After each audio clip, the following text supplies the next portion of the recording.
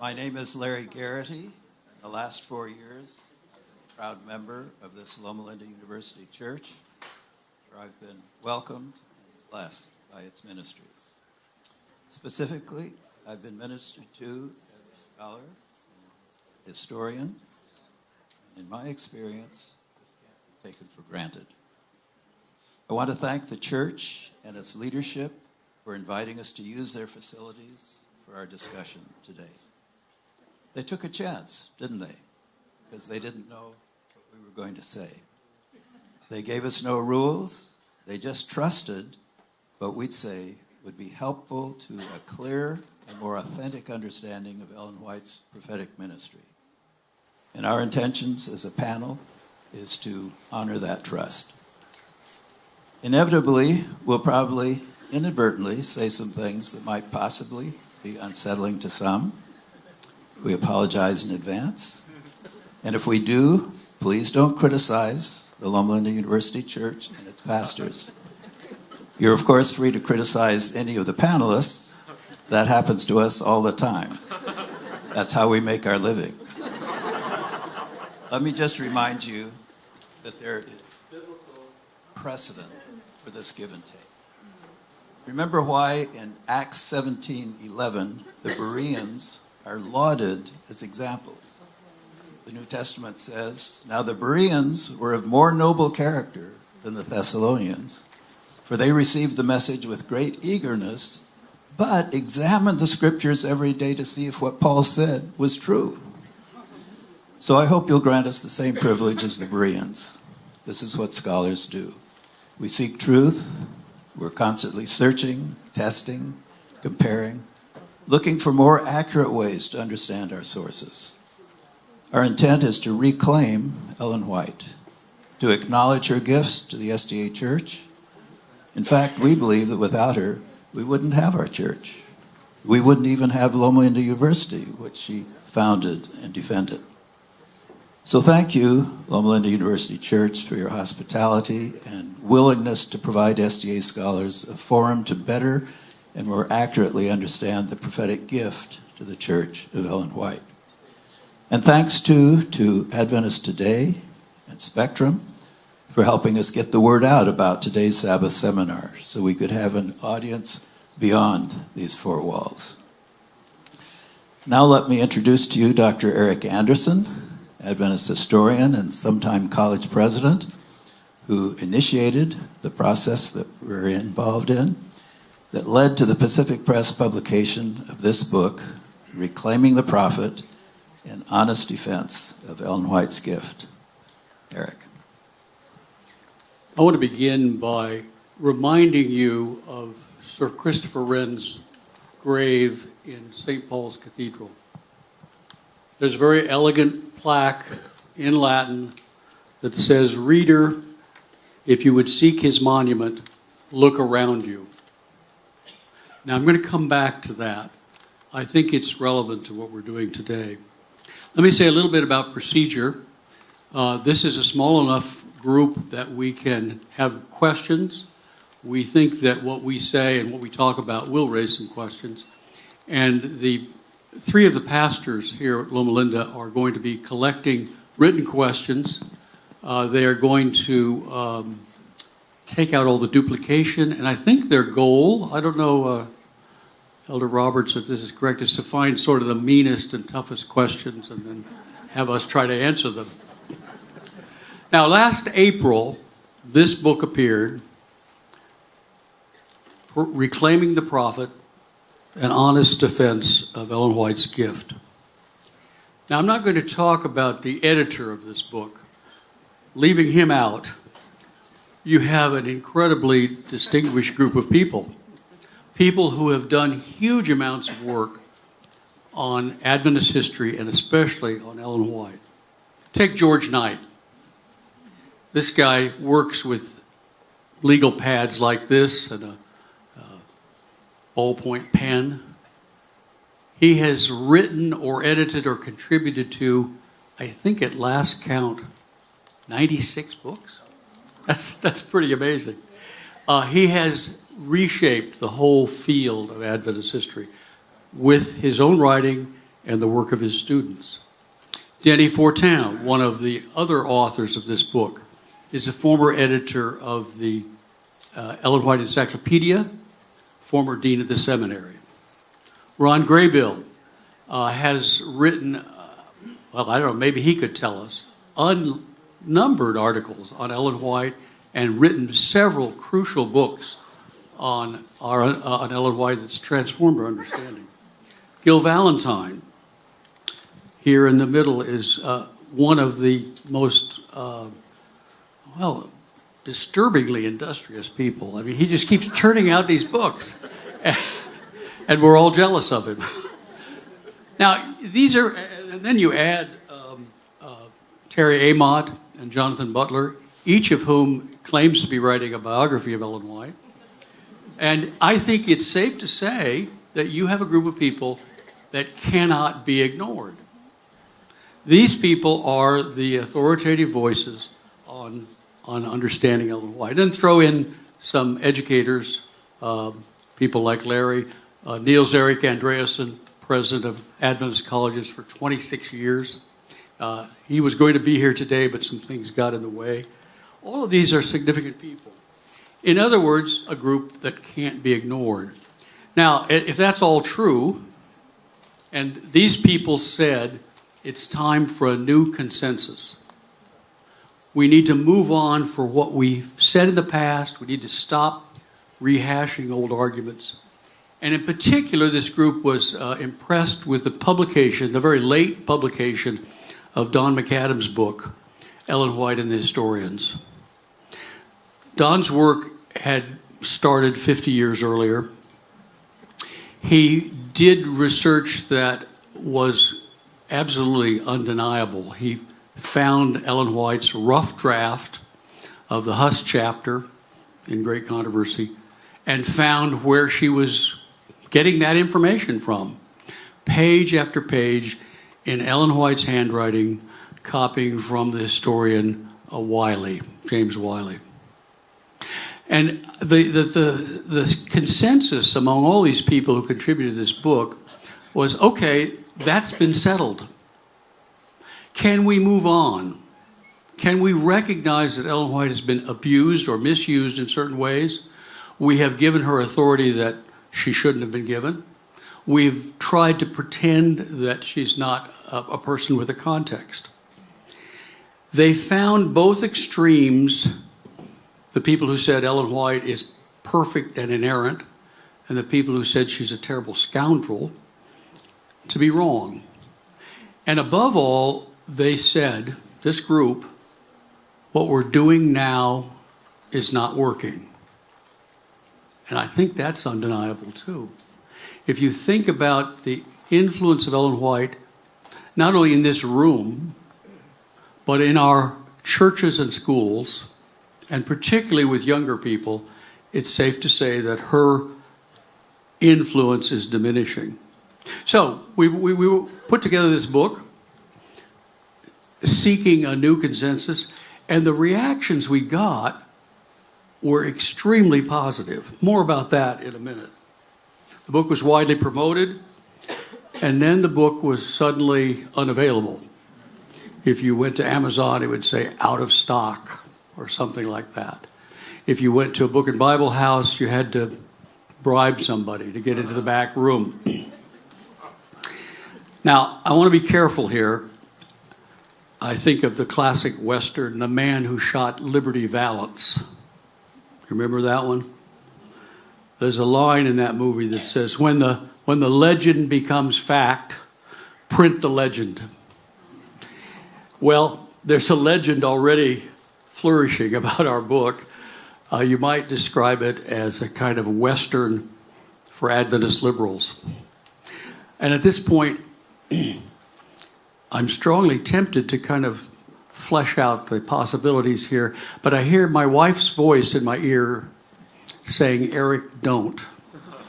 I think of, let's see, a Western with certain people wearing black hats, maybe other people with special Ellen White hats, I don't know.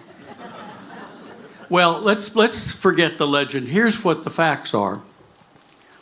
Ted Wilson did not ban this book. though he did not like it. The White estate did not demand that Reclaiming the Prophet be suppressed or put on some kind of index of forbidden books. Pacific Press made the decision. They decided to pause the distribution of a book that they were very proud of. They weren't ashamed of this book.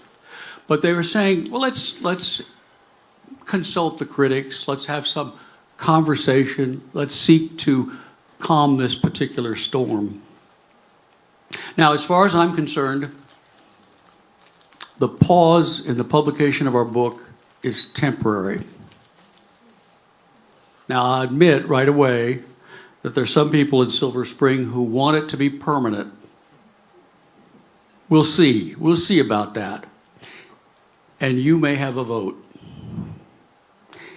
In any case, it is almost impossible to suppress a book today. People take pictures of books, send them around. Let me ask a question. How many in this room have electronic versions of this book? Okay, how many have hard copies? Okay, quite a few. Now, I want to make the point, and I want to turn to the panel really at this point, but I want to make the point that this is not a debate about one book. I think what we're seeing is a discussion, an argument, a debate about how we relate to Ellen White. And we make a mistake if we focus on the last few months. We should focus on the last 100 years. And in the last 100 years, we've repeatedly missed opportunities to educate the Adventist public about what's in this book. But let me turn to the panel. You have had all sorts of people coming to you and said, I read the book. What sort of reactions are you getting?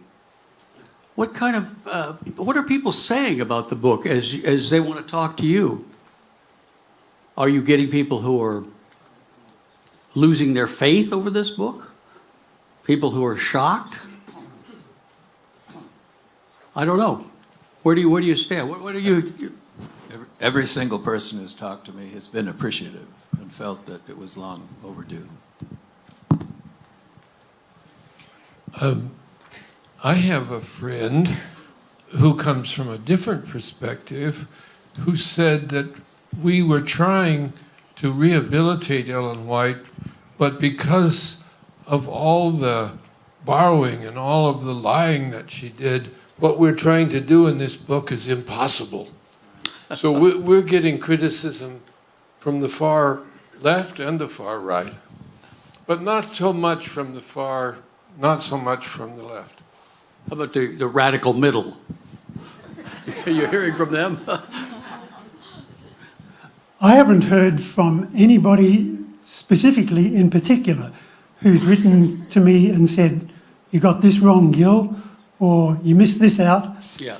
But I have had some general feedback from friends who are familiar with the content. One good friend, good Adventist historian in Australia, thought that our book had fallen into the trap of taking Ellen White to the beauty parlour. And he couldn't understand how good Adventist historians could take her to the beauty parlour. But then, of course, John replied to that and said, well, we didn't take her to the beauty parlour. The White Estate did that. We just made sure that she wasn't wearing a makeup. Another reader of the book, whom I'm acquainted with, got in touch with me with an informal review, and he thought we'd wrongly titled the book, Reclaiming the Prophet. And he said he was thinking about a Model T Ford from the 19th century, or 20th century, early 20th. And you don't reclaim a Model T Ford, but you might try and reinvent the thing and reinvent it for a new age.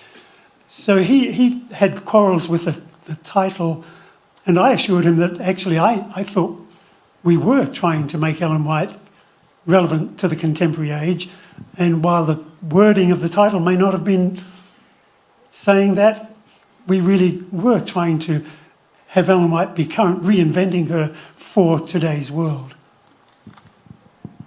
I was surprised time and again by people who came away saying, I think I'll read Ellen White again.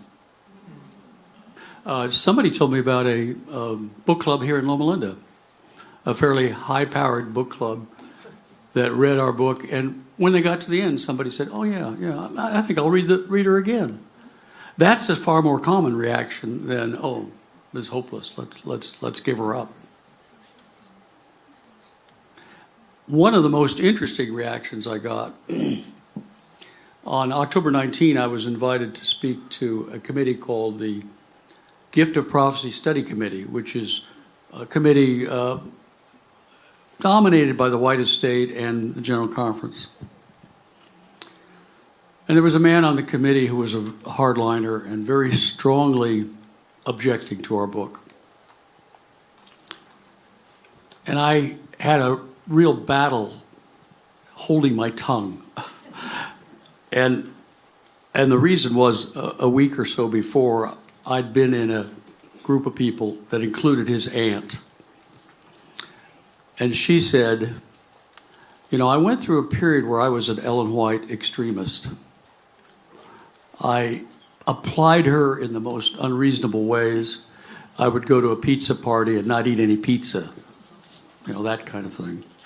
She said, finally, when all this new stuff from the historians came out, I decided to stop reading her. And then she said, now I've read your book, I think I'm going to read Thoughts from the Mount of Blessing. Well, here this one man is telling us the book is going to cause people to lose their faith. If I could sit next to him and tell him, no, wait a minute, in your family it's having the opposite effect. And I think that's true in many, many situations. People who have given up reading Ellen White are now saying, oh, wait a minute, here's a plausible answer. Here's an answer that might be believable by other people. Well, there is often a gap, isn't there, between what some people expect and what actually happens. Now, the other question is, how does this fit in with all of the things that have been written about in the last 100 years or so? Is this book an example? Well, I was thinking, Gil, of W.W. Prescott. 1915, he writes a letter predicting a problem. You've got a copy of there, I think. I do have a copy of the letter, written in April 1915. Yes. But perhaps just a little bit of background here. The reception of Ellen White, a reception history, has been replete with discussion and differences of opinion all the way through the Adventist story. Ted Levtrov, in his book, traces a reception history and how the community around Ellen White experienced her, acknowledged her, responded to her in different ways. And I guess the church during those decades experienced her gift in different ways. And part of the dilemma that they faced was just what kind of authority do we attribute to the gift? They recognised the gift, recognised that there was an authentic manifestation of what we see as a New Testament spiritual gift in this woman. But just what was the nature of the authority? And so there were really significant debates about that. And significant leaders differed over their understanding. Prescott had been with Ellen White in Australia, had been involved with helping in the editing process and the design process of Desire of Ages, and was familiar with the editorial work involved. he personally suffered badly politically in the church because he was treated by those who had a much more rigid view, an absolutist view that everything Ellen White ever wrote was true. Those who took that view made it very difficult for him, and he suffered politically in the church. In 1915, he writes to Willie White, the son of Ellen White, and makes the observation about the last 6 or 8 years for him being very difficult and having some hard shocks to get over. And then he says, the way your mother's writings have been handled and the false impression concerning them, which is still fostered among the people, 1915, just weeks before she died, this wrong view fostered among the people has brought great perplexity and trial to me. It seems to me that what amounts to deception, though probably not intentional, has been practiced in making some of her books, and that no serious effort has been made to disabuse the minds of the people of what was known to be their wrong view concerning her writings. I've talked with you for a long time about how we should correct this, he says to Willie White, but nothing ever happens. And then he says, I think, however, that we are drifting toward a crisis which will come sooner or later, and perhaps sooner. Well, I'm not sure that it came very soon. It's come later at a number of times, actually. It's a crisis that's recurred. So the problem of a misunderstanding of Ellen White, of the nature of her work to start with, and the nature of the authority that's embedded in the residue of this charisma, has been an ongoing problem.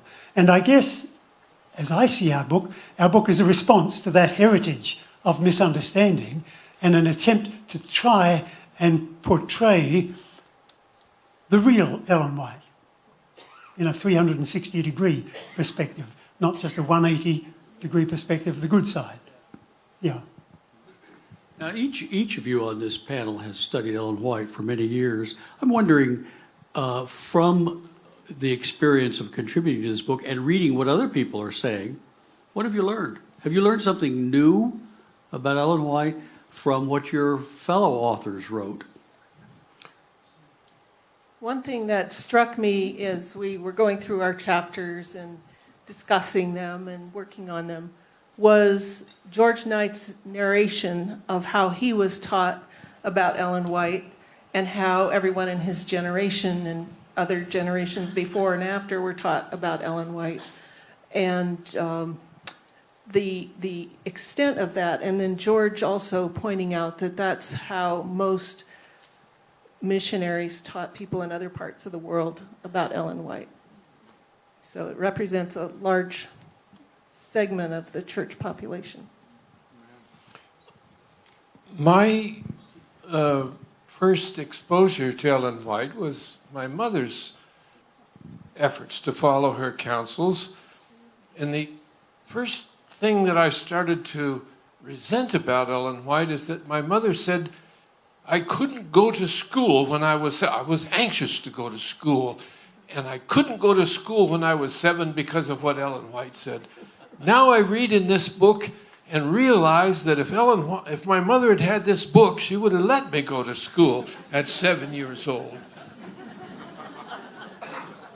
Because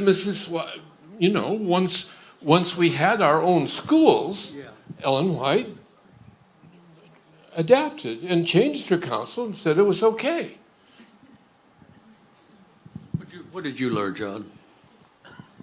Well, Ron did skip a grade pretty quick. I think we should add that. The chapter that struck me, and there's some great chapters in this book, but was Terry's chapter on Ellen White was a woman. And it seems like an obvious thing to say, but she does not handle it in an obvious way. And my own work on Ellen White, I tend to do it from a distance or with a wide view. She gets into the room where it happened. And as I listened to her lay out the argument, I was just struck by the specificity of it and the insightfulness of it. And in my chapter, I had this hypothetical story. What if Ellen White had an affair with S.N. Haskell? And she took me aside and said, James White worried about that. So this is why I'm looking forward to her biography. I think for me, the chapter that was most revealing was Gil's chapter about Ellen White's temperament.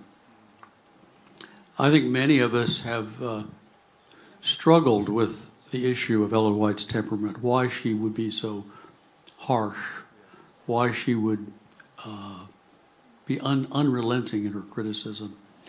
And Gil was very helpful at putting that in a much larger context, a style of communication, plain speaking, that made sense to the people of her time, but we would have a real hard time accepting that.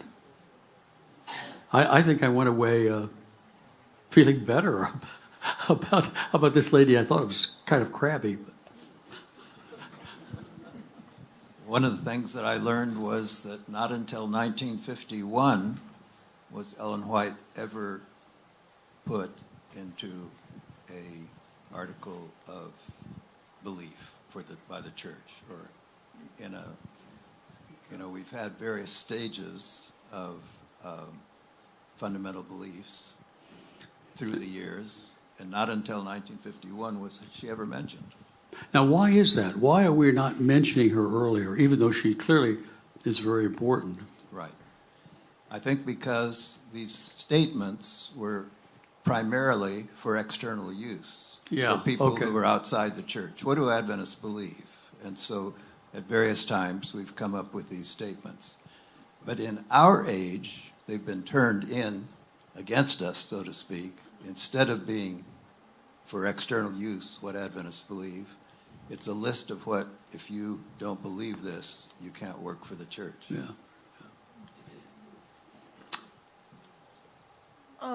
I'll just note that way back in 1889, the Adventist Yearbook had a statement about gifts that was likely most intended to affect the reception of Ellen White, but they didn't mention her name. Now, our subtitle of the book is An Honest Defense of Ellen White. Do you feel comfortable with the notion that some previous defenses have been dishonest? I don't think there was any intention to deceive in the things that have been written. But many times people who wrote things in defense of Ellen White left out evidence that might go contrary to what they were arguing.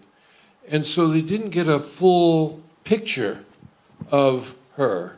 I'm a fanatic and a purist about getting the most authentic and original source of everything.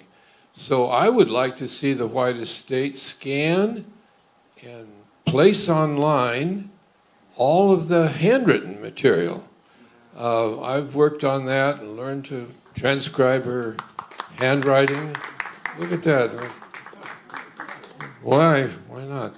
Anyway, because that is the most original, then I want to look at it and I want to see, okay, how did they polish that? And would I polish it the same way? I don't know. So anyway, I think, as I say, there wasn't an intention to deceive. And I think that those who wrote these things really believed them and believed they were putting across the most important point. And it's like George Costanza said in Seinfeld, he said, "It's not a lie if you believe it." Well, maybe some other word like disingenuous or something like that should be thrown in. Certainly there have been statements that have been made not so long ago about Ellen White's work that were not true and were recklessly untrue. Let me give you an example. In the early 70s, the Adventist Church strongly endorsed a book by Rennie Norbergen called Prophet of Destiny. And in that book, he described Ellen White's health reform vision. Do you remember that? I've saved it. I used it in denominational history classes. Listen to this and tell me what adjective you would use here. The vision of Otsego changed all that. Within the short time of 45 minutes, her alert mind, open to the influence of infinite God, was exposed to highly advanced, and for that period, revolutionary new information dealing with nutrition, health principles, disease treatment, as well as a wealth of pure scientific data unknown to men of her day. Goes on to say, science was too primitive even to grasp a minute portion of what was revealed to her. Now, you say something like that, you shouldn't be surprised when a scholar of history of medicine comes along and says, oh, no, wait a minute, you got a problem there.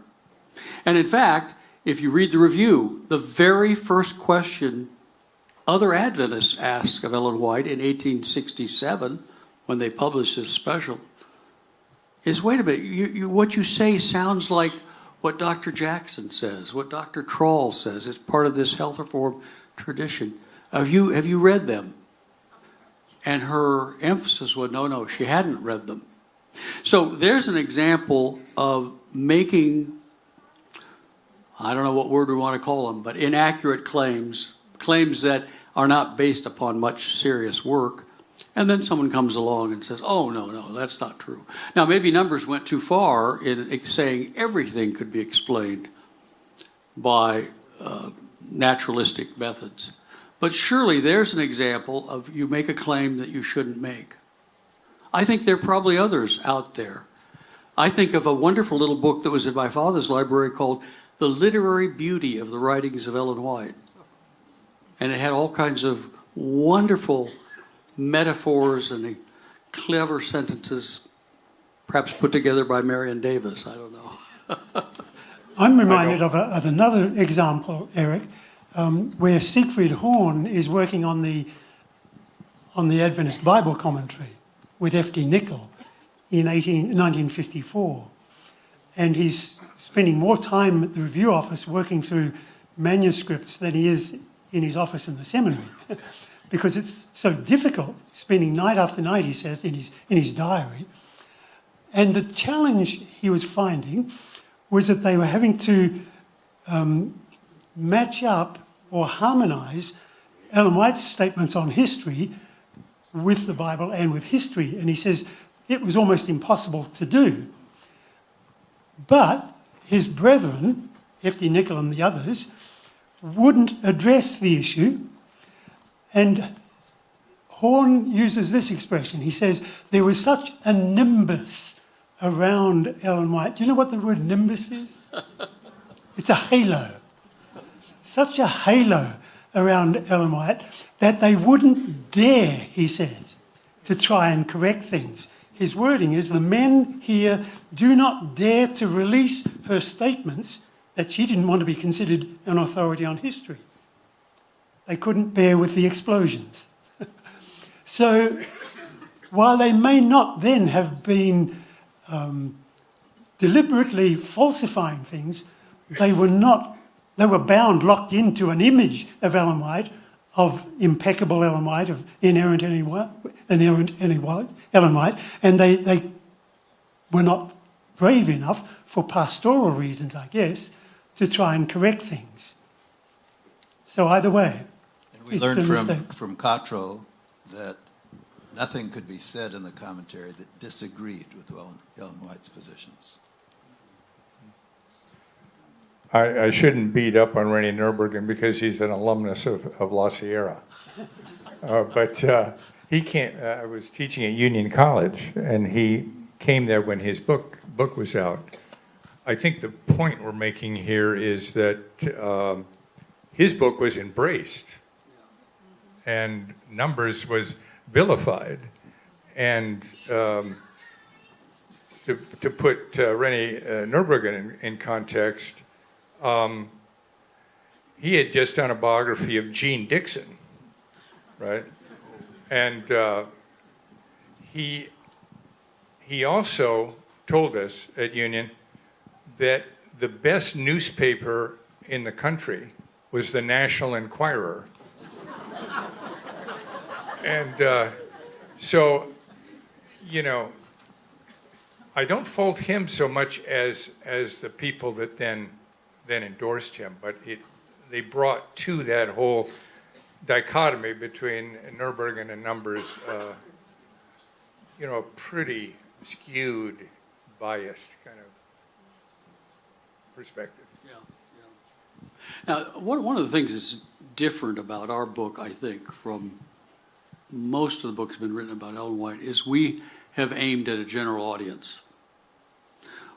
And maybe that is part of the problem, that instead of a narrow audience of a few scholars or a few Adventist intellectuals, we really are trying to reach average members, lay people, with a book that is written in plain language about how to use Ellen White and how not to use Ellen White.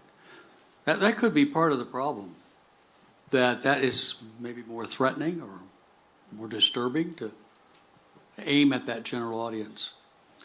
I told the group that met a few weeks ago that I was going to imitate Ellen White, and that I wanted to say that our book was aimed for two people, Brother D and Sister C.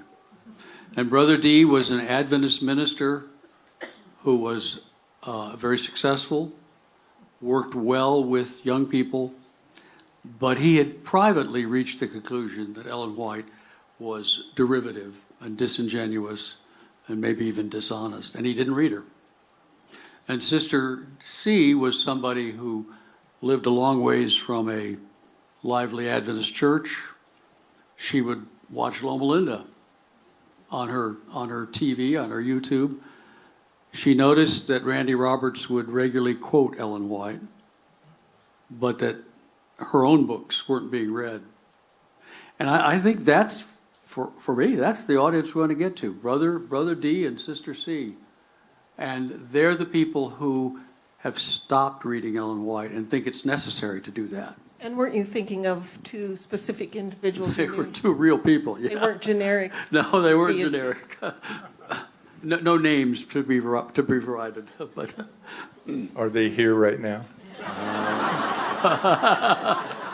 you know, John, looking around this audience, I think I don't know. Somebody must have put out maybe Adventist Today did this. Did Adventist Today put out a warning that said PG-70? I mean, the one of the most serious questions I have is the kind of thing we're trying to do, where we're aiming at a general audience, trying to show the value of Ellen White in a realistic way. I wonder, is it too late? This is not a young audience. What do you think? Is this too? I don't want to be too pessimistic here. Is it too late to do what we're doing now? Where do young people stand on this? I do see ages of quite across the spectrum here, so just in defense of that. I think one thing you could ask in answer to that question is, you know, this idea, immigration scholars talk about this, that the grandchildren remember what the children forget. And you can be, as a lot of us were, tied to our grandparents when the children, our own parents, were sort of distancing themselves. And maybe there's an entering wedge there where people could want to recover a past.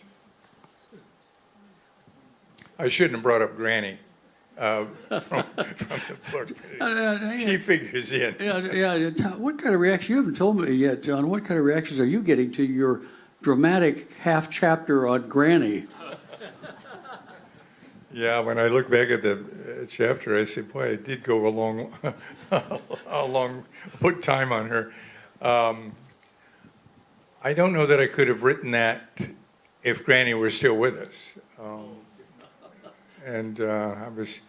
I was with her at 99 when she was days from turning 100, and I told her, Granny, you got to make it to 100 so you can get on the Today Show. But she didn't listen to me. But yeah, I think the point of that contrast between the good granny and the bad granny is that we need to find maybe a middle ground between the two. There's too much extremism in relation to Ellen White, and there's a middle. Yeah. It's it's really hard to know what the impact of this book will be, because we live in a digital age now. We live in an international age. And a notice of this session, that it was going to be live, was posted on the website of the biggest Adventist church in Denmark. I mean, it's midnight there now, and they may be watching us now. This book has already been translated into Romanian and Spanish and Norwegian. And I've discovered that Google Translate will put it into a whole bunch of other languages. It needs to be edited by the native speakers of these languages, but I'm generating a French version, and what's in Brazil? Portuguese version. And so anyway, if you know any good translators, we'll send you the AI version. You can correct it and put the proper Adventist jargon in there. And so who knows what the eventual impact of the book will be. There's not only people here who have the PDF, but there's scores of people who are getting it off of different websites and so on. So we're not sure yet. I actually think, now this is not a prediction, and of course I'm not a prophet, but I actually think that Pacific Press will put it back into circulation. If not, no problem. There are other publishers that will handle it. Well, again, at this meeting with the White Estate people, I said the question of circulation has already been decided. Either people will get it for free or they'll pay for it. And you think about how easy it is nowadays to circulate these things, and how difficult it is to interfere with that. Let's say, though, you're right, Ron. Let's say a month from now, after some mysterious discussions in Washington, our book is now widely available. You can get it at the Book and Bible House. You can get it on Amazon. What next? Where do we go from here if the book is widely available again? Is that enough? What else would you do in terms of educating Adventists about how to use Ellen White? I'm hopeful that at some point there will be a second edition. And in that second edition, we can take into account all of the suggestions and criticisms that have been made, and not necessarily to discredit them or to answer them, but to enrich the book. Because if we have left something out, let's put it back in. And and then some people will have the original version. They'll be very proud of that. That will be an important artifact in Adventist history, and then they'll buy the next copy. Well, before you have a second edition, it seems like the first step would be to have this edition discussed in the review, in the union papers, around the system. People need to know what the book says and talk about where is it correct, what would you add to it, what would you change. That conversation needs to happen. So instead of what we have today, where it's hard to get a hold of, or you get it online, anybody can get it, and there'll be widespread discussion.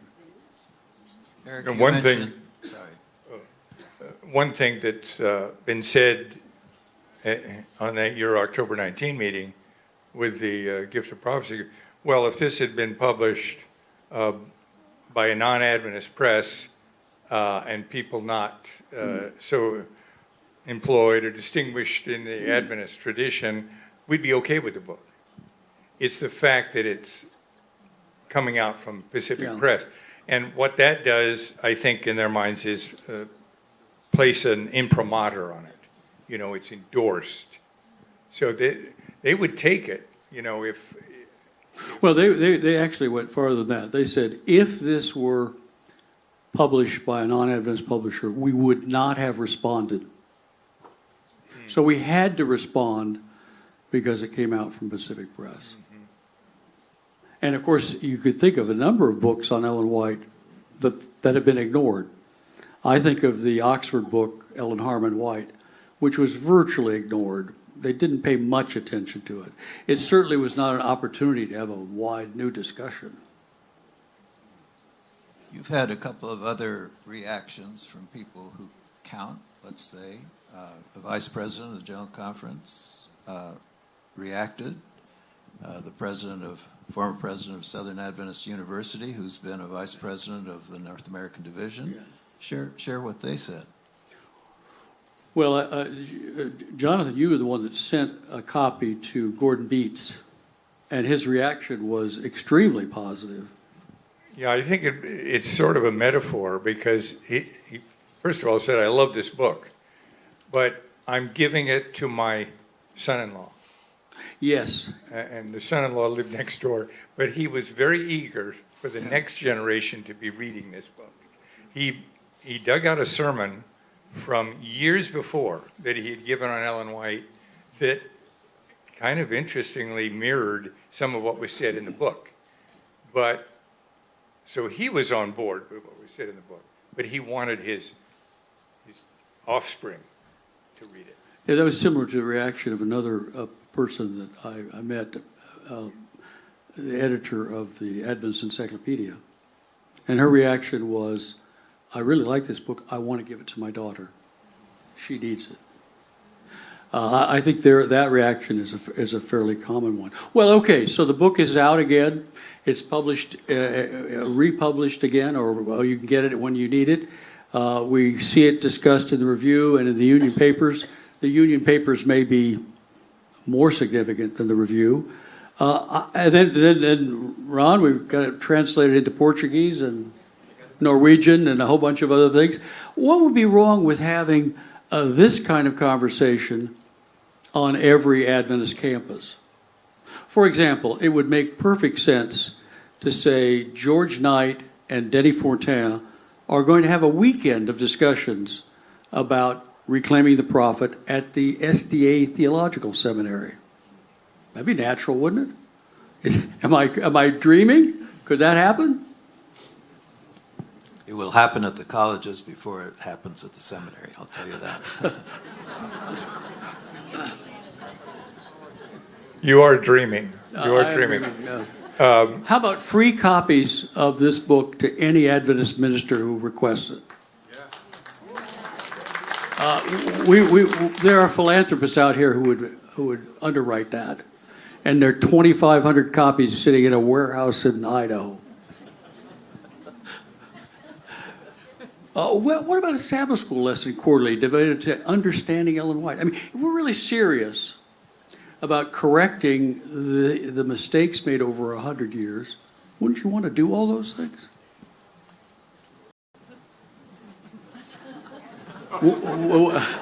One of the things that came out in this recent meeting was George Knight, and he, of course, he has tremendous power over all these guys that were his students. They let him say what he wants.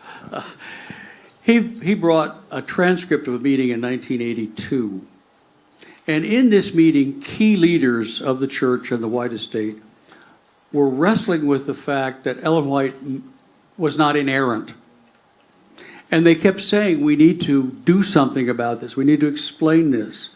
At one point, Kenneth Wood said, we say she's not inerrant, but we act like she is. And they were Arthur White, Robert Olson, Kenneth Wood, they're all saying in 1982, we need to do something to educate our public. We need to admit that there are mistakes here. And of course, you can go back farther than that. You can go back to 1919. You can go back to repeated times when good resolutions are made and nothing happens.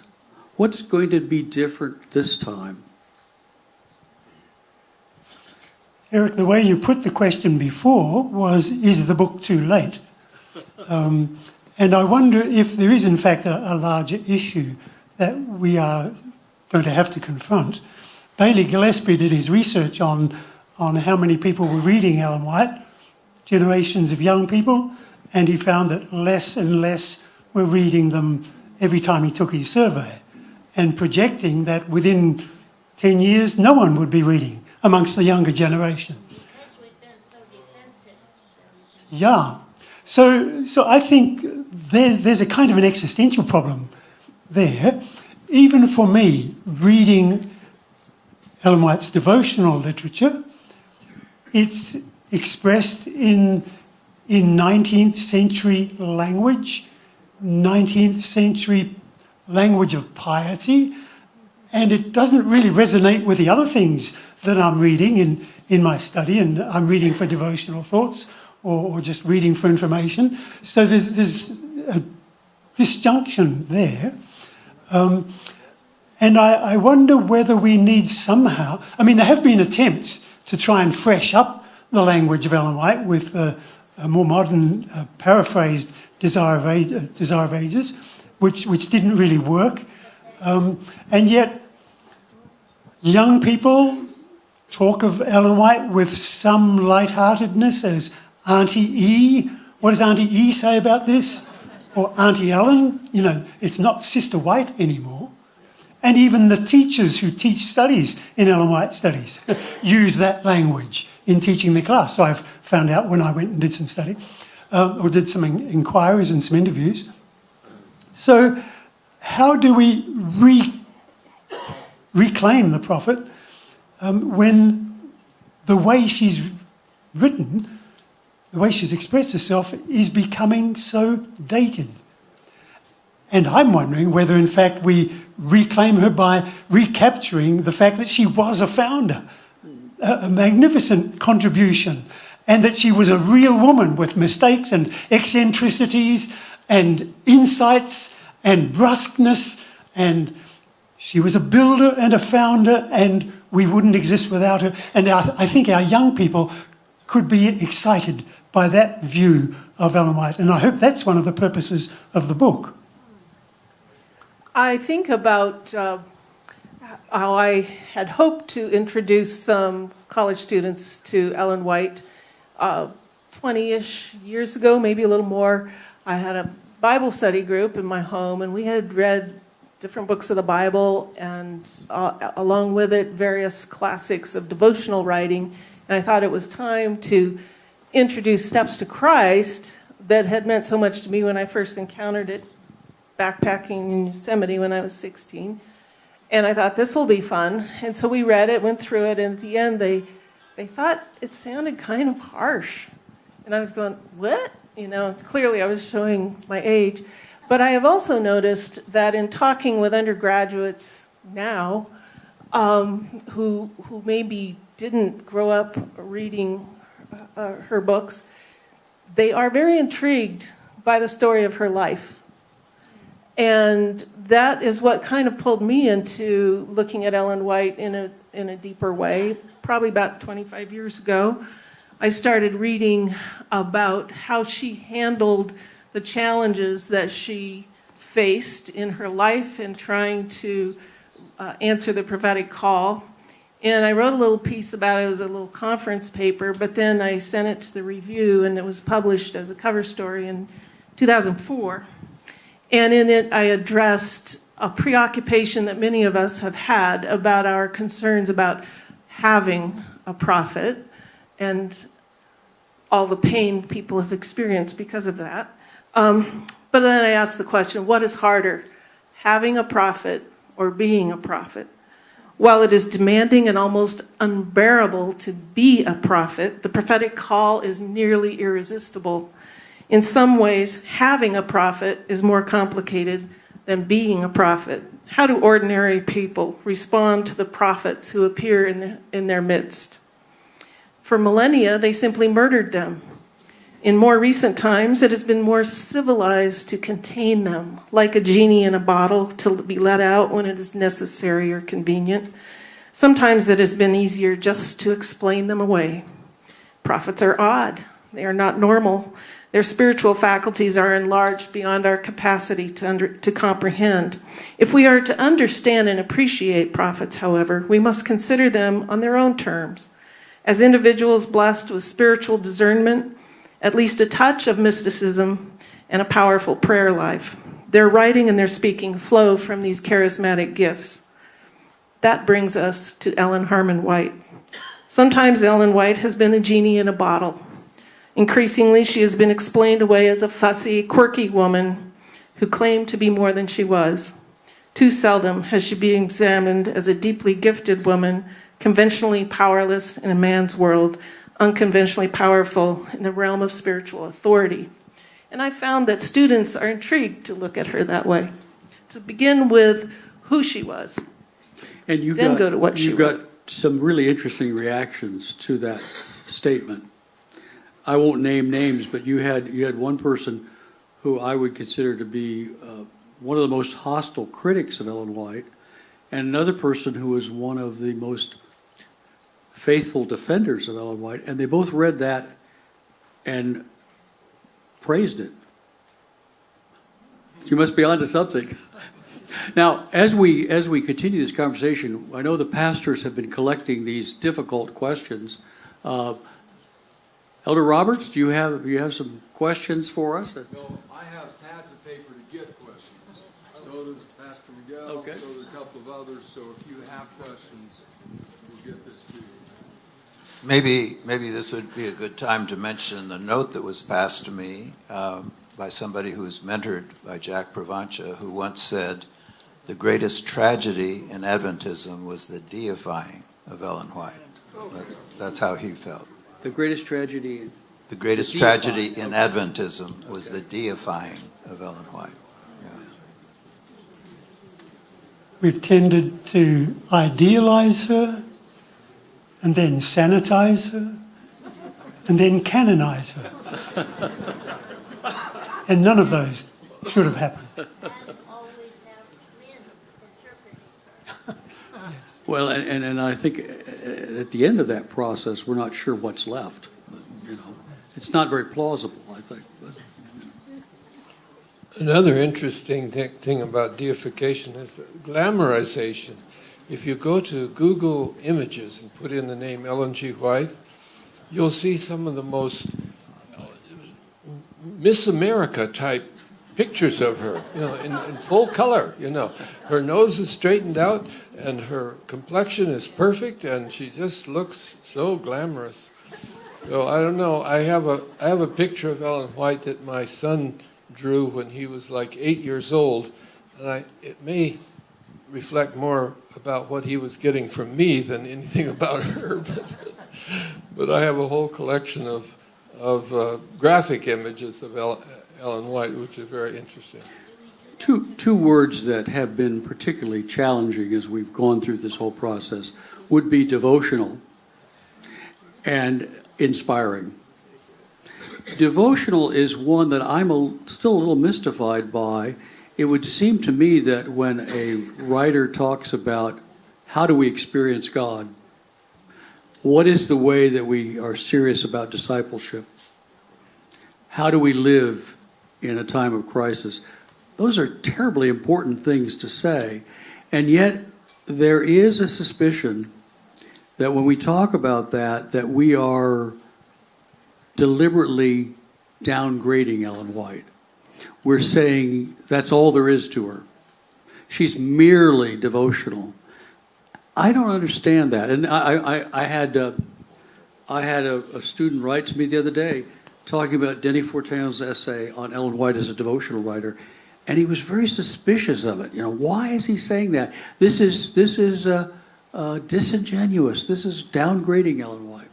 That's one word, but then I'd be interested in your reaction to that word, devotional. The other is inspiring. Again, there is a deep suspicion that when we talk about whether this is inspiring us, we are deliberately leaving out a more complicated teaching on inspiration. That suspicion I find intriguing. Maybe just as intriguing as some other emotions out there too. The other emotion I find very intriguing is the anger. There are an awful lot of people of my generation who are angry about Ellen White. And between the two of them, the suspicion and the anger, we are kind of caught in the middle, I suppose. Well, why is devotion such a suspicious category? Why would it be threatening to say Ellen White was a devotional writer? Yeah, I think the word merely is inserted into the discussion because we're thinking that she's more. And so to emphasize the devotional is a drawing back. I'm reminded of the letter that Chrysler wrote to Wilcox, the editor of the Signs of the Times, way back in 1907, was it? Or 1914. They were having a debate over the meaning of a passage in Scripture that had to do with the Eastern question, Turkey and prophecy and all of that. And people were saying, but Ellen White has said on this, thus and so. And so she was being appealed to as being the exegetical authority for that passage. And Chrysler, the editorial assistant, working alongside Robinson in the White Estate office itself, wrote to Wilcox and said, we have for a long time here realised that Ellen White is not an exegete. She might expound on Scripture, she writes of its devotional power and its message, but she is not an exegete. That was the understanding of the White Estate personnel at that time. But of course, that got lost in the dust of history. And now we're faced with a widespread vernacular understanding in the church that she does have authority over the meaning of Scripture. And so when you say that she's devotional, you can't mean that she's merely devotional. Question number 1. Would the panelists introduce themselves? Boy, that seems pretty basic. I'm Eric Anderson. Jonathan Butler. Terry Amott. Gil Valentine or Gilbert. Ronald D. Graybill, born March 25, 1944 A.D. Larry Garrity. The two of us were born in St. Helena Sanitarium. Oh, that's right. Anybody else here born at St. Helena Sanitarium? Another question. The most serious challenge to Ellen White's authority is the many examples in which Ellen White contradicts Scripture, and even more difficult to reconcile are examples in which she contradicts herself. Why would not reframing have some such problematic examples? Reactions to that question? Had we felt that work had been quite thoroughly done? Yeah. We accepted it. Well, isn't it in our book? It's sort of a way of saying we have to allow this woman to grow and to learn and to change. And so, yes, okay, so who was it that said, do I contradict myself? Very well, I contradict myself. Well, I don't think we would be as charitable toward Ellen White if she said this as many people have been to the highly educated white Anglo-Saxon male Ralph Waldo Emerson, who said, "A foolish consistency is the hobgoblin of little minds." But with women, no, they get held to a different kind of standard sometimes. Why not get the book vetted by the E.G. White estate first? Okay, I would say one reason is because of the whole track record. We had an interesting book published in 2012. I live in the wrong century, called The Prophet and the Presidents. And I'm going to let Gil tell you about it. This is a book that went through the conventional vetting process and was almost strangled in the cradle. Yeah, Prophet and the Presidents approaches an understanding of Ellen White from a different perspective, using the lens of the power relationship between the executive officers in the church and the charismatic informal authority of Ellen White. And that book I developed over time. It went through a reading committee at the Review and Herald, who passed on it. They sent back some suggestions and I revised it and refined it. And then they were not sure, so they put it through another committee of 4 or 5 people who were familiar with Ellen White and Adventist history, and they passed on it. But then just before Pacific Press, well, Review and Herald eventually declined it. I think there was a change in presidency there somewhere. They didn't ask for the advance royalties back, for which I'm glad. But Pacific Press took up the challenge of printing it, publishing it. And just before they were going to push the button on roll the presses, word came from Washington, you shouldn't do this. And there were further consultations, but finally it ran. But it almost didn't. And I'm not exactly sure why. Maybe the book talks about Ellen White's insomnia at points in the 1890s. Didn't you say she got angry?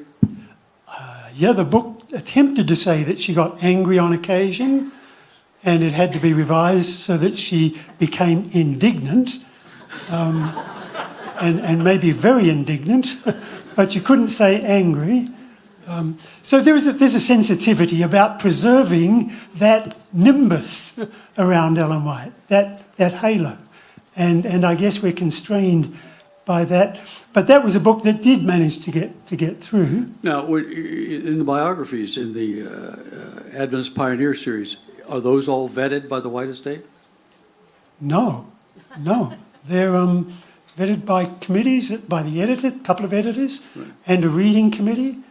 And they're not passed by the White estate.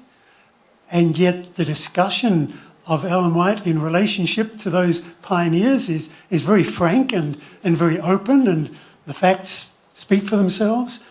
So I'm not sure what the real trouble is. Maybe let me run a little bit more with this, Eric, if I can. In the 1930s, the church had a real struggle with the idea of control. Who controls the material in the vaults? Who controls the manuscripts? And there developed a decade-long debate about the role of the trustees. Were they the guardians of the content of the manuscripts or the guardians of the manuscripts? And over a decade, it gradually dawned on the church that the gift, a genuine spirit of prophecy gift, had not been placed in a family, nor had it been placed in the care of trustees. In keeping with the New Testament, the gift, the charisma of the Holy Spirit as a prophetic gift had been placed in the church. And the writings had a self-authenticating quality. And so the church needed to respond to the writings, not just the trustees. I think we probably are having another little control issue here. Who controls how we interpret the writings? What principles we use? Can the church, and we are the church, and there are scholars and thinkers and theologians beyond the confines of the trustees, for whom the self-authenticating quality of the writings still speaks. And I think it's the church that dialogues and debates and discusses and comes to a response on these things. I think it's not healthy for a small group to determine the way we think on these things. Another example, I think, that ought to be told is Don McAdams' relationship. You're acquainted with that. It's been 50 years before he could publish Yeah, it. Don McAdams got access to the rough draft of Great Controversy by promising not to publish it. And the whole discussion involved a tacit understanding that he would present the problems to the church and to the white estate, and they would find answers to those issues. And that really never happened.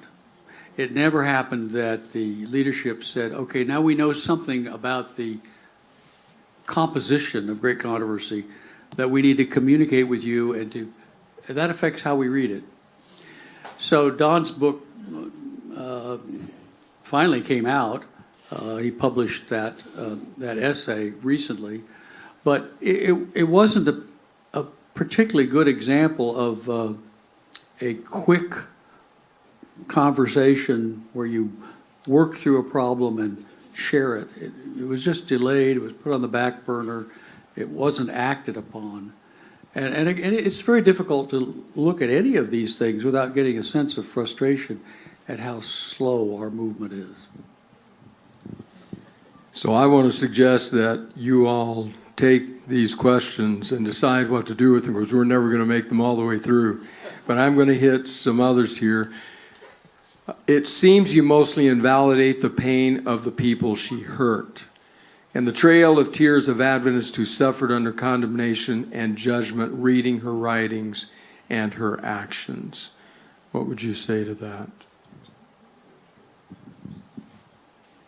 Anybody want to react to that? This may be thinking about specific people that Ellen White engaged with. We could think of J.N. Andrews. We could think of G.I. Butler, the counsel that she gave. It'd be helpful to have some specifics, but Yeah, I can understand the question and I can identify with it. I would hope that we're not invalidating the pain. The role of a historian is to seek to understand rather than condemn or make judgments on what people did, allow the facts to speak for themselves. And people were hurt and careers were damaged during her lifetime through misunderstandings. And I don't know that we can repair those hurts, but I would hope that we're not invalidating them. But maybe by helping an understanding of the author as well as the recipient, that we're bringing healing, maybe, I would hope. aren't you affirming the overall impact of her ministry? Yeah, looking for the overarching goal and the impact is, I think it's, I've just spent the last couple of weeks wrestling with a very painful letter that Ellen White wrote that damaged an individual and damaged his reputation after he died. That's traumatic for me, as well as it was traumatic for him. I hope to write a paper on it sometime soon. But when I look at the overarching pastoral intent of her letter in terms of the church and transition in leadership, I can see positives there. That's what you're hinting at, Eric. From the larger perspective, I can see positive outcomes.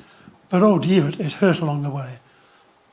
What is your opinion of printing E.G. White comments side by side with the Bible text? I think it was a great step forward for the Andrews University Study Bible to not include those. Anybody disagree with that?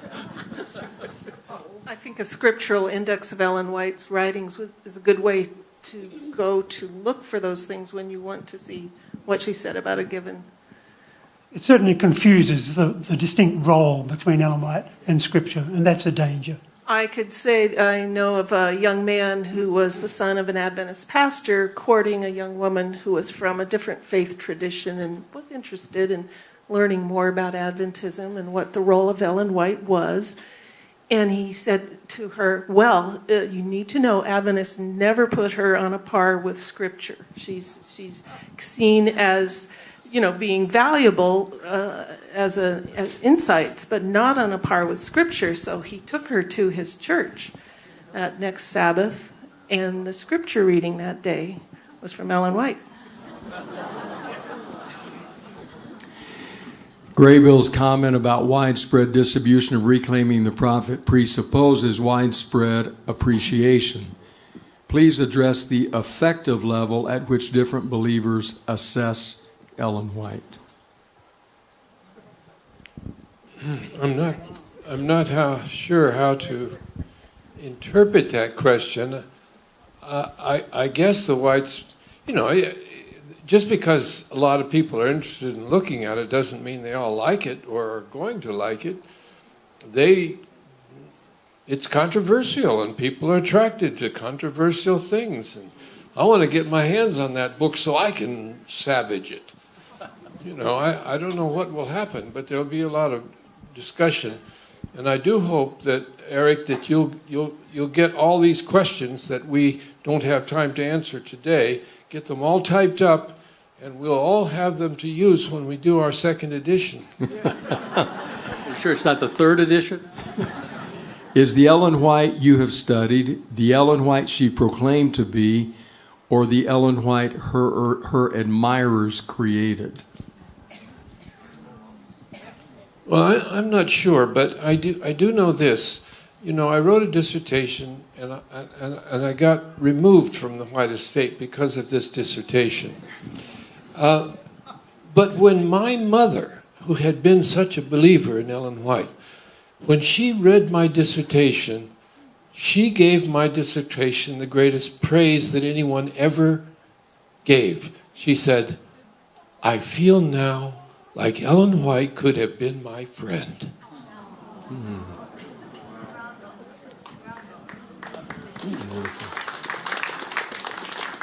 I wonder whether, in fact, both might be true, in answer to the question there, Randy, in that we're responding to something happened after Ellen White, outside of time. But as George Knight acknowledges in his chapter, maybe gently and maybe for the first time, Ellen White herself, inadvertently at times, helped create the image that later flowed. So she's not guiltless in that. She's human. She wanted her voice to be heard. She had the burden to help people and to deliver a correction. And at times she uses the language of dictation. And that, over time, helps to build a picture. So it's not either or, it's a both and, I think. I have a bit of a quarrel with some of what she said towards the end of her life in 1904, when she said she did not think she should be viewed as a prophet, but rather as a messenger of the Lord. And she said that with some modesty, I suppose, but she functioned as a prophet. She did what prophets do. They exhort people, they expect their advice to be followed, which she very much did. And I think that some of the anger comes from the response to the way prophets operate. They often give offense. They're not sometimes tactful, not thoughtful perhaps of other feelings. But also we have to think of prophets as being special in a variety of ways. I was guided to some insights in this by Rabbi Abraham Joshua Heschel, who wrote the prophets, knows a great deal about Old Testament prophets. And you could ask yourself, would you want to live next door to Jeremiah or one of them? And I looked at what he said, and then he used masculine pronouns exclusively because, as far as we know, Deborah didn't leave texts behind. But I just put feminine pronouns in, see if you think this speaks to that question. What manner of woman is the prophet? The world is a proud place, full of beauty, but the prophets are scandalized and rave as if the whole world were a slum. They make much ado about paltry things, lavishing excessive language upon trifling subjects. The prophets must have been shattered by some cataclysmic experience in order to be able to shatter others. The prophet is sleepless, there you go, and grave. Pomp, the scent of piety, mixed with ruthlessness, is sickening to her who is sleepless and grave. The prophet is human, yet she employs notes 1 octave too high for our ears. She experiences moments that defy our understanding. She is neither a singing saint nor a moralizing poet, but an assaulter of the mind. We will have to look for prophetic coherence, not in what the prophet says, but of whom she speaks. Powerful. Thank you. Would Adventism be a 23 million member church without a generally absolutist view of White's inspiration? Maybe a non-absolutist view is a luxury of primarily educated analytical Adventists. Well, I think it is fair to ask the question, where would we be without Ellen White? I don't think we would want to argue that every imperfection of our interpretations is necessary to a successful application of Ellen White. Think of all the things that she accomplished for us in terms of institution building, in terms of moving us from heterodoxy to orthodoxy, and many other things. I think those things are still there, maybe even stronger with a more accurate understanding. I keep thinking about a school in Illinois called Aurora University. Andrews University was carrying on negotiations with Aurora University because they have the William Miller papers. Aurora University was founded by the Advent Christian Church. And yet today, Aurora University has virtually no Advent Christian connection. The Advent Christian Church has shrunk to 25,000 people. The Advent Christian Church, the parish in Aurora, is closed, and there are no Advent Christians on the board. That is a kind of image, I think, of the future of Adventism without Ellen White's leadership. And I think that leadership is stronger and more believable and longer lasting if we tell the truth. I think one of my personal favorite statements is not from Ellen White, but from her husband to Ellen White, when he said, "Get your head off my shoulders, mine works just fine." And it left me wondering, how would I relate to a spouse who said, "Randy, the Lord has showed me that you should do this." Wouldn't be that easy. Which leads into this question. When all is said and done, how do I respond to her "I was shown," and then a wholesale copying of a paragraph from Marcia's night scenes in the Bible? What is her authority in view of these assertions? She seems to invoke God's very directive. I think that's a Graybill question. Well, somebody was telling me, I think this morning, that when it was discovered that Gerhard Hausel had plagiarized from a commentary and something that he had written, and he was asked to explain this, because he was defending Ellen White for her borrowing. He was asked to explain. He says, "Well, the Holy Spirit can reveal these truths to different people at different times." I'm not sure that we can stop at that answer. Well, I think one thing you can say at the heart of all that we do is the marriage of James and Ellen White. I think we would not have heard of Ellen White had it not been for James White. I think he came across her in the Millerite period, and he was dazzled by her, and was very loyal to her and represented her. I think of Julia Ward Howe and her husband. He was competitive against his wife. We didn't want her to write anything. She had to hide out in the house to write things, and when she finally did the Battle Hymn of the Republic, he couldn't contain her anymore. I mean, she was too popular. But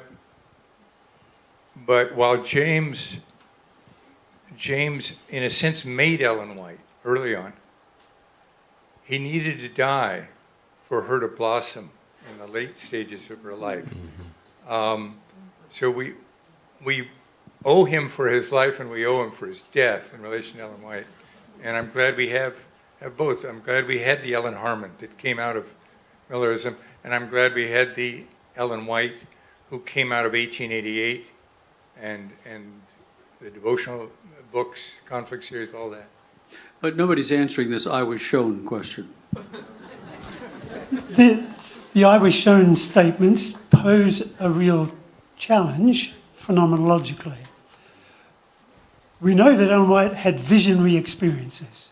That's been documented In the first half of her life. in the first part of her life. In the latter part of her life, dreams tended to be the main way that she received ideas and a burden to write. I think it's clearly shown in not every case by any means, but in some cases, that the I was shown is a kind of a formulaic literary device to communicate authority, a sense of the burden.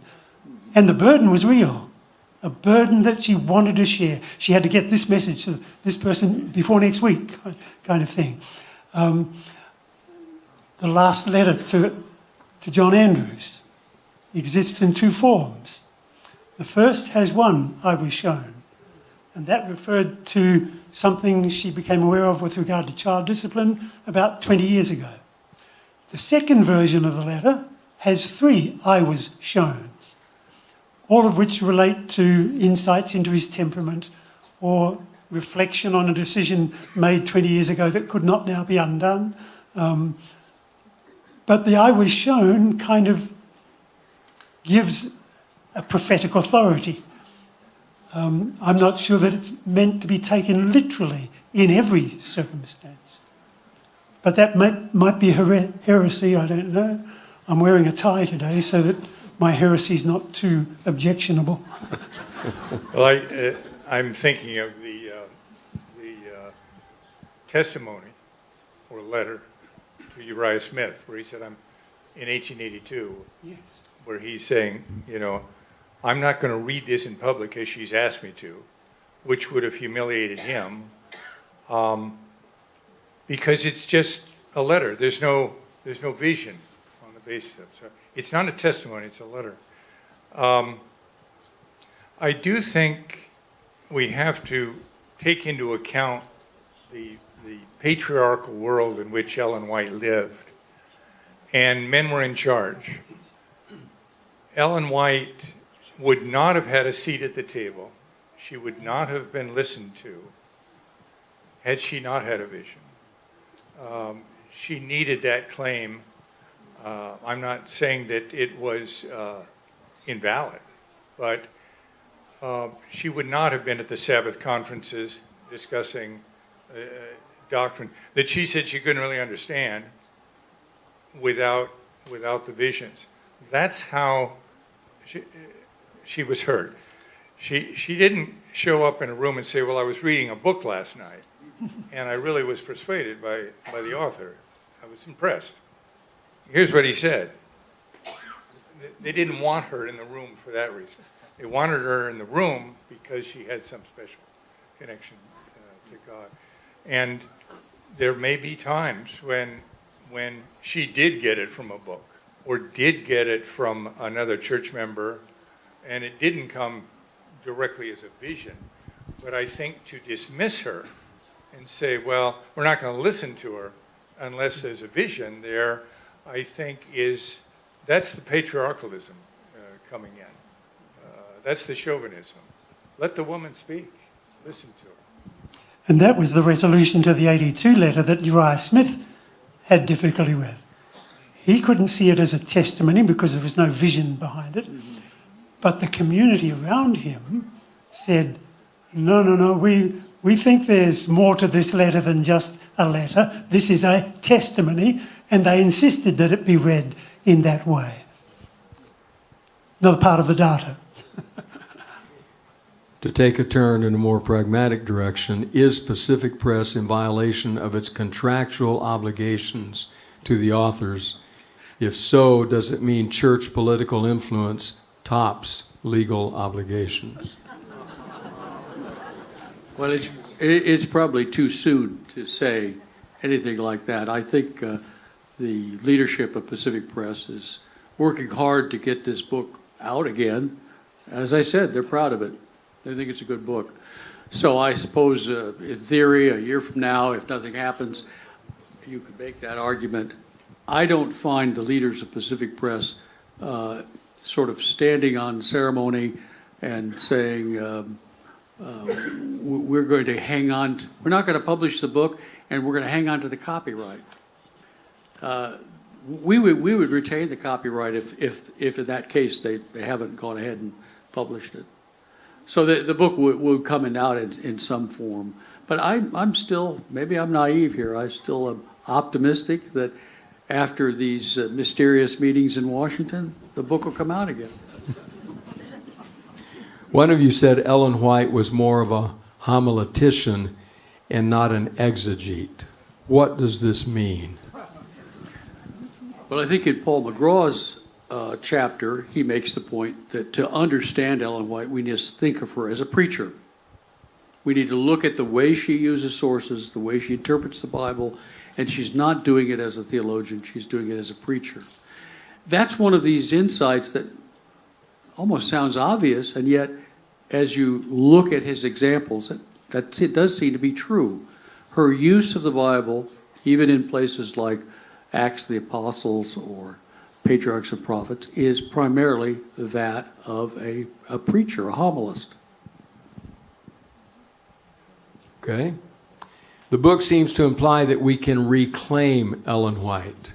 What, give some examples, can we reclaim?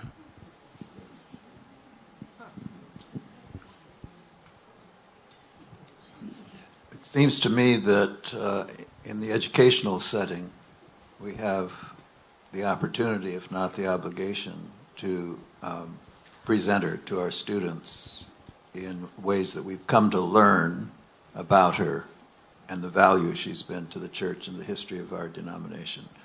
And I think that has lagged. We haven't done it fairly for some of the reasons we've been talking about, but the burden is on us and our educational institutions to make sure that the proper Ellen White is known about. Because, as we've said, Adventism wouldn't exist without her, just as Methodism would not exist without Wesley. Lutherans wouldn't exist without Luther. And so we have an obligation to make sure that who she is and what she did is known. I think that one of the things that has been important to us as we've had conversations, making plans for the book, is we hope that people will wish to engage with Ellen White, will wish to get to know her, will come to understand how pivotal she was for the fact that we're here and we're doing what we do. And to see her, Mike Burden as a biographer, of course, to see her as a person shaped by her experiences, and someone who was deeply spiritual, deeply spiritually gifted, was not a perfect person, but somebody who's worth getting to know. And so I think that's our hope for anyone who has any interest in Ellen White, is just try to get to know her better. Maybe I'm extending this longer than we should, but William James, the great psychologist, was a contemporary of Ellen White's, a little younger, but he did a lot of study of mystics and visionaries, and made a very interesting comment that we understand a visionary both by their roots and by their fruits. And when you first see a visionary break onto the scene, and there's trances, and there's visions, and holding up big Bibles, right, healings, but you still don't know what's going to result from that. And there were many visionaries around Ellen White's time, contemporaries of hers, that she knew personally and was friendly to in many cases, but they're anonymous now. We don't know them, but we know Ellen. And that has to do not simply with the roots, how she got started, but what she produced in life, the writings, the institutions that were built around education, health and medicine, lifestyle of millions of people. And I think, there's been this comment on the book from critics that it loses a sense of the miraculous. It's more naturalistic. That's sort of the implication. But why should the roots claim all the miracles? The fruits. There's something miraculous about those. Very good. Is it possible that you held back on criticism of White that was warranted based on your research, given your concern over church reaction? I'm going to do something that's really shameless. I'm going to quote myself. We spelled out very clearly what we were stipulating. We didn't hold back on anything. I said we know how we shouldn't use Ellen White, and I wrote this paragraph. In the litany of negatives, we knew that Ellen White was neither unique nor infallible. She is not unmarked by her historical context. She was not the final authority for all biblical interpretation. She was not always original, but often borrowed words and ideas from other writers, thoughtful men and women who did not themselves claim divine inspiration. She took for granted many, but not all, of the same ideas that the Methodists and Baptists of her time accepted, from amusements to the age of the earth. Even her apocalyptic vision was rooted in her own time. As she rebuked spiritualism, compromising Protestantism, and unchanging Catholicism, she did not describe the final movements of Earth's crisis in a language that included communism, militant Islam, environmental crisis, or a resurgent imperial China. She did not envision a relentless tide of secularism engulfing much of the world, including the homeland of the Reformation. I don't think we held back there. We're admitting that there's been a great deal of misuse, and then we're saying, okay, now admitting that, how do you use her? That's the point of this book.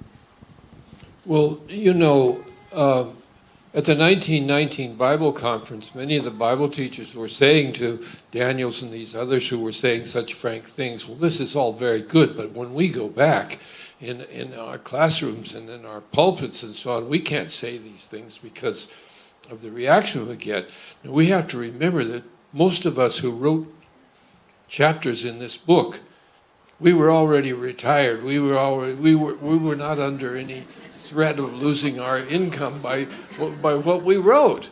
So, but by the same token, I think if we had consulted the White Estate ahead and had them review this book and tried to make a book that they would like, this book would be less influential because people would look at it and say, well, it would be 3 years down the road, too. Well, yeah. So or 100. So I think the book will still has a lot going for it. How can we call Ellen White a prophetess when she herself did not call herself that? Her work was greater than that of a prophet. Why not just call her what she was, an apostle?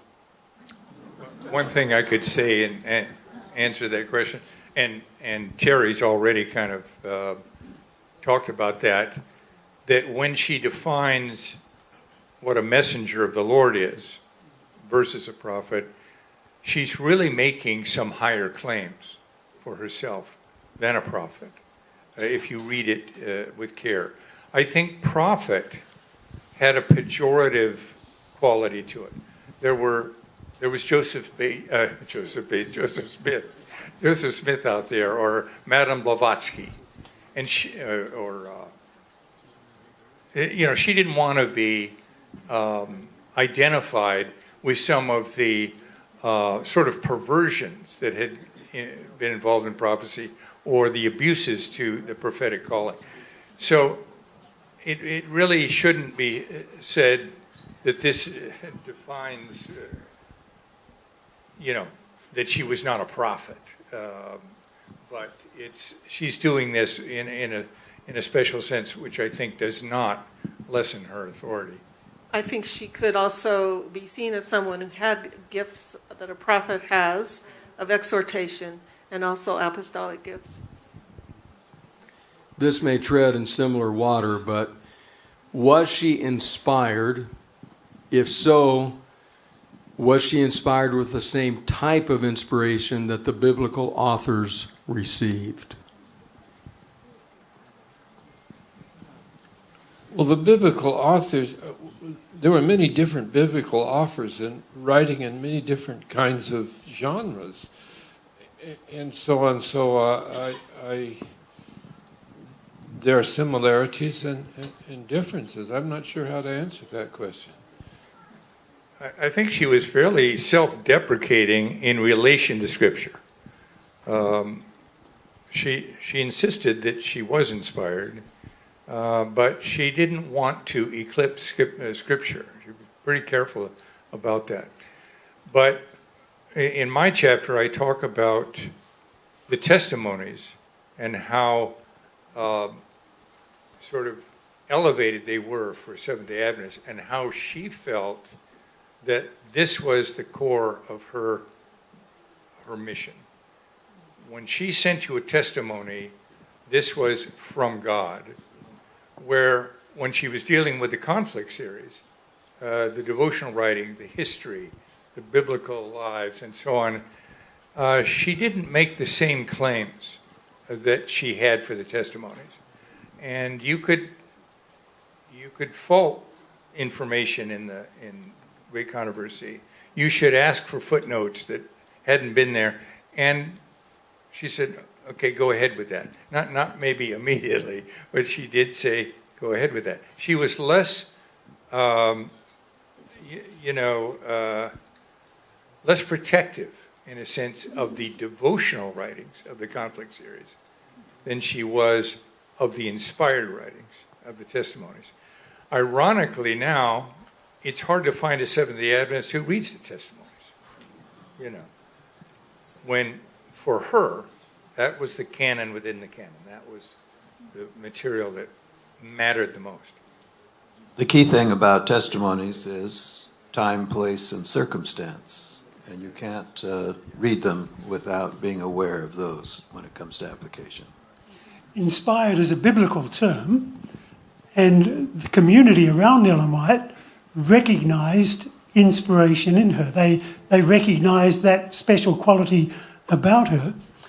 I think part of the problem that we have as a community, as a church, is that the word inspired has picked up so much baggage along the way that we cannot help think about it now as inspired means inerrant.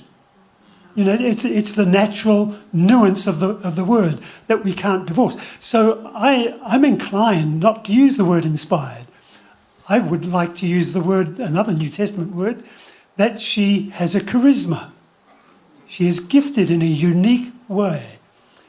And that charisma is more dynamic than the idea of a wooden, stilted inspiration. So the use of language, I think, can help us move beyond the the bad intimations associated, or bad nuances associated with the term inspired, without denying that she wasn't. We have just a few moments left. This question has some echoes of an earlier question. Let me read it and then I'll just say a word or two that might be helpful. You bring a lot of knowledge. How do we find healing? So there was an earlier question that dealt with the issue of those who have been wounded by Ellen White. And the conversation that was very helpful that took place after that focused on people in her day and time that were deeply wounded by things that she wrote or said. I guess when I read that and think also the other question, I think of people that I encounter as a pastor who were brought up in settings where they were so hammered over the head with Ellen White that they go almost, I'm thinking of one or two right now, they have an allergic reaction if she's even brought up. I have received comments at times about why I don't quote her more often, and that's a multi-layered answer, but that is one part of it that I've discovered even here in our community. Many people who are deeply wounded, not directly by her, though certainly by ways she was used in their lives. So then to go back to this question, you bring a lot of knowledge. How do we find healing? And we're talking about healing for people now. That, I believe that's being asked. That's certainly what I'm asking. Thoughts on that? How do we talk about healing now? I think that there's a sense in which Ellen White, in the Adventist tradition, is the nun that beat the children with a ruler in elementary school, and that's the wounding that needs healing. Correct. I think not to get too off in the clouds here, but I think Ellen White is, we account for her by her own gifts, but we also need to take into account that she's the product of a community's expectations. And so there's this tension between her own claims and what people are claiming for her and imposing on her. Sometimes I think she compromises too much in her life and says, okay, I will please you on that. I will try to live up to that expectation, when she shouldn't have. She said, but there's also other times where she is trying to educate people to say, look, that isn't who I am. So unfortunately, I think people have been wounded, but it's often not directly by her as by the use that has been made of her. I think healing is a special gift for pastors. Scholars not so much, you know. And so that Not sure I like the direction this is taking. that's why we value your ministry, Randy, and people like you. You help us understand. We appreciate it. But still something is left of this question. Some people look at the past, in this case the Adventist past, and they're paralyzed by fury. None of you, as you look at the past and ask questions, come up with things that surprise you or intrigue you or mystify you, none of you are approaching the past paralyzed by fury. Why is that? Why aren't you angry?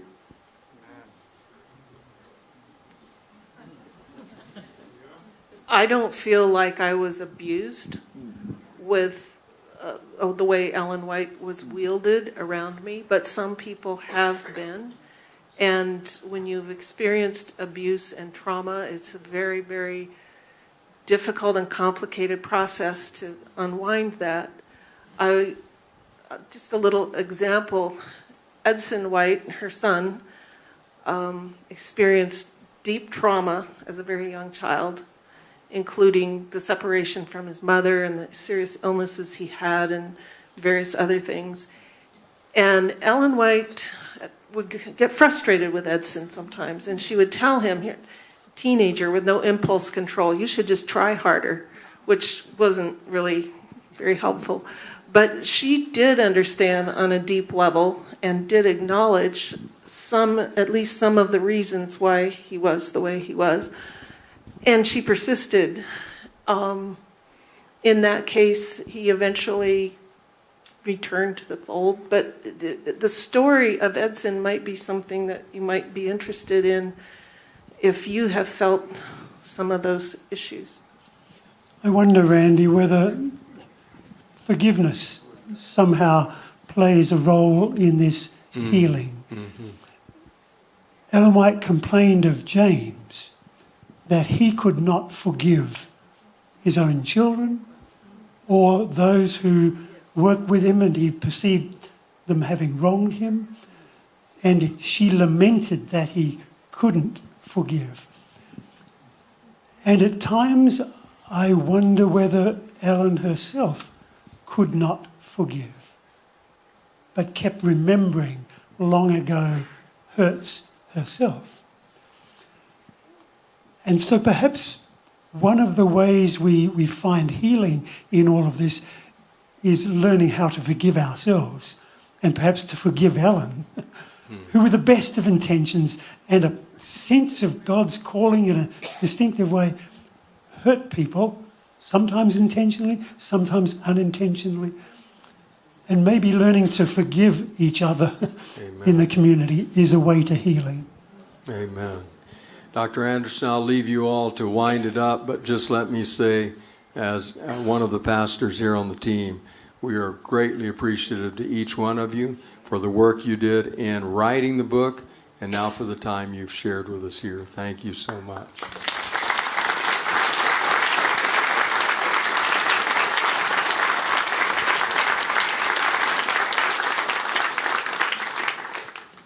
It probably wouldn't be a sin if you thought the book should be circulating, if you got in touch with the president of Pacific Press or the chairman of the board of Pacific Press and let them know that. I want to close by reminding you how we began. If you would see his monument, look around. The words that apply to Christopher Wren also apply to Ellen White. All around us, in churches, in hospitals, in educational institutions, we see Ellen White's monument. I am haunted by Don McAdams' chapter in our book where he says we're at a turning point. And Don and George both remind us that we've had a long time to deal with questions and give more accurate answers. More than 100 years. If we fail at this point, when will this problem ever be taken care of? When will we ever have an honest and truthful and valuable defense of Ellen White? A person who has shaped us in many positive ways, but it never is helpful to mislead or give inaccurate statements. When will we do that if we don't do it now? I think now is the time.